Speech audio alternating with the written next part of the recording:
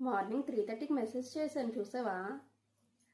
అదే ఈ రోజు నుండి కార్తీక మాసం స్టార్ట్ అవుతుంది కదరా. ఎర్లీగా లేచి టెంపుల్కి వెళ్ళాము. లేచిన వెంటనే నీకే మెసేజ్ చేశాను.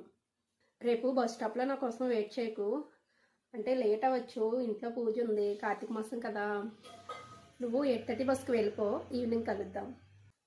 ఈరోజు గుళ్ళో ఆకాశ దీపం వెలిగించాను రా. ఎంత బాగా వెలిగిందో తెలుసా? ఆ దీపం కాంతిని చూసి పంతులు గారు ఏమన్నారో తెలుసా? నీకు మంచి భర్త వస్తాడమ్మా అన్నారు. నువ్వెంత మంచోడు ఏంట్రా? శివ కార్తీక మాసంలో సినిమా ఏంట్రా? రేపు ఏకాదశి కదా, గుళ్ళో 108 ప్రదక్షిణ మొక్కుకున్నాను. నువ్వు కూడా వస్తావా? మొక్కు తీరినట్టు ఉంటుంది, మనం కలిసినట్టు ఉంటుంది కదరా. ఏంటి పిక్నిక్కా? అయితే రేవతితో కాల్ చేయించరా. ఇదిగో గర్ల్స్ మాత్రమే వెళ్తున్నామని చెప్పాను, బాయ్స్ కూడా అంటే మా డాడీ పంపర్రా. ఇవాళ స్టేటస్ చూసావా? మా ఇంట్లో పూజ అయిందిరా, డెకరేషన్ అంతా నేనే చేశాను. రేపు ఆదివారం ఉసిరి చెట్టు దగ్గర వనభోజనాలు రా. మేబీ ఫోన్ చేయడానికి అవ్వకపోవచ్చు. ఏంటి, నువ్వు వస్తావా?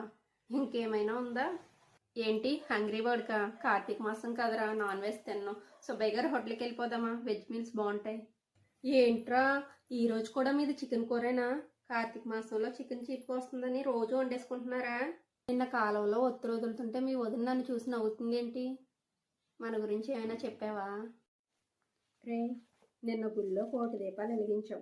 అందరూ దీపం వెలిగించేటప్పుడు శివ శివ అంటే, నేను మాత్రం దీపం వెలిగించేటప్పుడు చిన్న చిన్న అన్నాను రా.